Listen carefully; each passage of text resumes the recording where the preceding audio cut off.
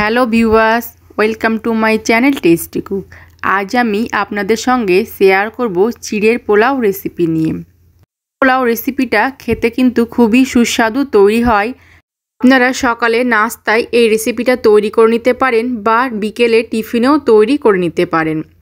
আর আমি অনেকের মুখে শুনেছি যে চিড়ের পোলাও তৈরি করলে ঝরঝরে তৈরি হয় না, এটা ডেলা পাকিয়ে যায়। তো যেইভাবে আমি তৈরি করে দেখাবো সেইভাবে তৈরি করবেন, চিড়ে পোলাওটা একদম ঝরঝরে তৈরি হবে। চলুন তাহলে রেসিপিটি তৈরি করি। রেসিপিটি তৈরি করার জন্য এখানে আমি মেজারিং কাপে 2 কাপ চিড়ে নেব। আর এখানে চিড়ে নিয়েছি এরকম মোটা যে চিড়েটা হয় সেই চিড়েটা নিয়েছি। চিড়ে কিন্তু অনেক রকমেরই পাওয়া যায়। পাতলা চিড়েটা চিড়ের পোলাও তৈরি করার জন্য ব্যবহার করবেন না, এরকম একটু মোটা চিড়েটাই ব্যবহার করবেন। তো আমি এখানে নিয়ে নিলাম 200 গ্রাম চিড়ে। এবার চিড়েটাকে খুব ভালো করে জল দিয়ে ধুয়ে নিতে হবে। যেহেতু চিড়ের মধ্যে অনেক ময়লা থাকে তাই চিড়েটা 2-3 বার জল চেঞ্জ করে করে হাত দিয়ে এভাবে একটু কচলিয়ে ধুয়ে নেব। চিড়েটা আমি খুব ভালো করে ধুয়ে নিয়েছি। এবার একটা ছাঁকনি নিয়েছি, ছাঁকনির ওপরে চিড়েগুলোকে রেখে দেব। এতে করে যে এক্সট্রা জলটা থাকবে সেটা আরও ভালোভাবে নেমে যাবে। ঝরঝরে চিড়ের পোলাও তৈরি করার জন্য এই টিপসটা কিন্তু খুব ভালো করে করতে হবে। চিড়েটা ধুয়ে সঙ্গে সঙ্গে একটা ছাঁকনি বা স্ট্রেনারের ওপরে এভাবে 15 মিনিটের জন্য চিড়েটা রেখে দিতে হবে, করে চিড়ের পোলাওটা ঝরঝরে তৈরি হবে। তো চিড়েটা আমি সাইডে রেখে দিলাম। এবার গ্যাসে একটা ফ্রাই প্যান বসিয়ে দিলাম। তার মধ্যে দিয়ে দিচ্ছি 2 টেবিল চামচ সাদা তেল।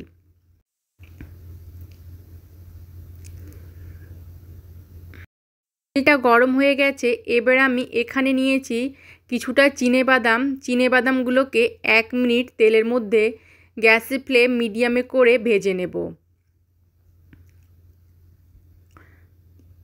চিনেবাদামটা ভাজা হয়ে গেছে। এবার আমি তেল থেকে চিনেবাদামগুলোকে একটা বাটির মধ্যে তুলে নিচ্ছি। বাদামগুলো তুলে নিয়েছি। এবার ওই তেলের মধ্যে আমি দিয়ে দিচ্ছি 1 চামচ ঘি। আর ঘি দিয়ে চিড়ে পোলাওটা তৈরি করবেন, এতে কিন্তু চিড়ে পোলাওটা খেতে আরও বেশি সুস্বাদু তৈরি হবে। এবার আমি এর মধ্যে দিয়ে দিচ্ছি 1 চামচ কালো সর্ষে আর দিয়ে দিচ্ছি কিছুটা কারি পাতা। তো কারি পাতা সর্ষেটা এবার আমি কিছুক্ষণ একটু ভেজে নিব। কারি পাতা সর্ষেটা ভাজা হয়ে গেছে। এবার আমি এর মধ্যে অ্যাড করে দিচ্ছি একটা গাজর কুচি। আর গাজরটাকে এইভাবে লম্বা লম্বা করে কুচি করে নিয়েছি।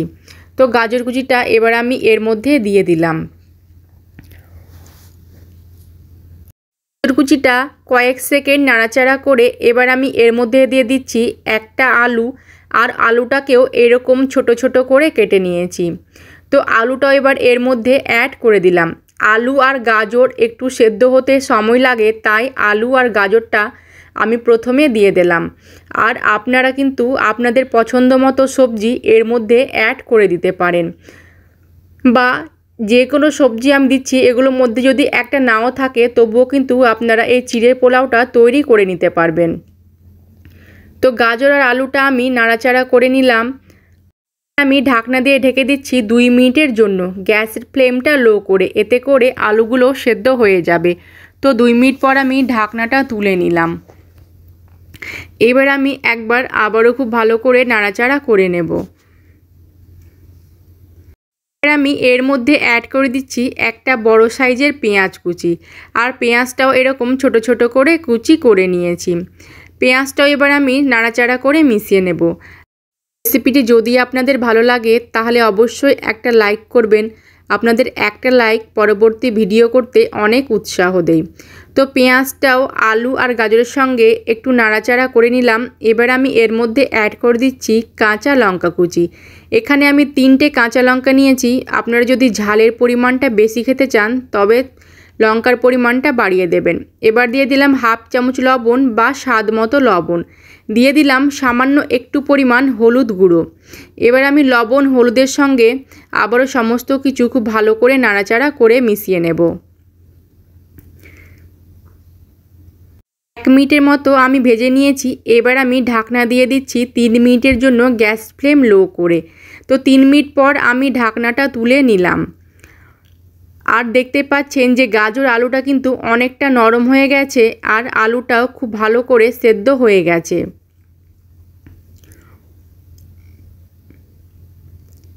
এবার আমি এর মধ্যে অ্যাড করে দিচ্ছি কিছুটা পরিমাণ কিশমিশ আর কাজু বাদাম। কাজু বাদাম আর কিশমিশের পরিমাপটা আমি বললাম না, আপনারা কম বেশি করে দিয়ে দিতে পারেন। এবার আমি কাজু কিশমিশটাকেও আলু গাজরের সঙ্গে ভেজে নেব। আর আপনি যদি আমার চ্যানেলে প্রথম হন তাহলে আমার চ্যানেলটি সাবস্ক্রাইব করবেন, আর যদি করে থাকেন অসংখ্য ধন্যবাদ।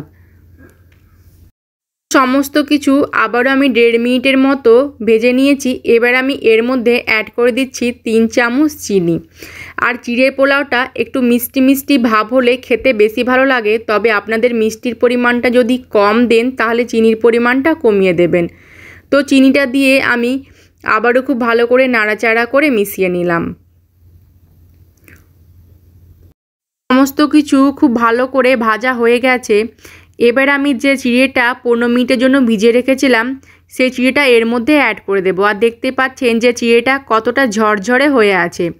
এবার আমি চিড়েগুলোকে সবজির মধ্যে দিয়ে দিলাম। আর যে চিনে বাদামটা ভেজে রেখেছিলাম সেই বাদামটাও দিয়ে দিলাম। এবার সমস্ত কিছু আলতো হাতে খুব ভালো করে মিশিয়ে নেব। তো এরকম আলতো হাতে সমস্ত কিছু খুব ভালো করে মিশিয়ে নেব। আর গ্যাসের ফ্লেমটা লো টু মিডিয়ামে করে রেখেছি এখন।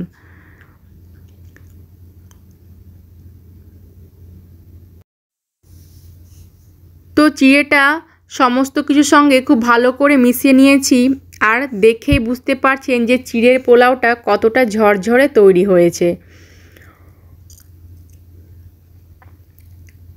এবার আমি ঢাকনা দিয়ে ঢেকে দিচ্ছি 1 থেকে 1.5 মিনিটের জন্য গ্যাসের ফ্লেমটা একদম লো করে। এবার আমি 1.5 মিনিট পর ঢাকনাটা তুলে নিলাম। আর চিড়ের পোলাওটা আবারও খুব ভালো করে একবার নাড়াচাড়া করে নেব। এটা আমার তৈরি হয়ে গেছে। এবার আমি রেসিপিটা নামানোর আগে দিয়ে দিচ্ছি পাতি লেবুর রস। আর এখানে আমি একটা পাতিলেবুর অর্ধেকটা নিয়েছি, অর্ধেকটা পাতিলেবুর রস এর মধ্যে দিয়ে দিচ্ছি। আর অবশ্যই এই পাতিলেবুর রসটা দেবেন, এতে করে কিন্তু চিড়ে পোলাওয়ের স্বাদটা অনেকটা বেড়ে যাবে।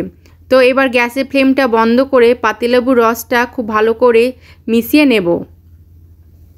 তো তৈরি হয়ে গেল খুব সহজভাবে একদম ঝরঝরে চিড়ের পোলাও রেসিপি। তো বন্ধুরা আজ আসি, আবার দেখা হবে অন্য কোনো দিন অন্য কোনো রেসিপি নিয়ে। ধন্যবাদ।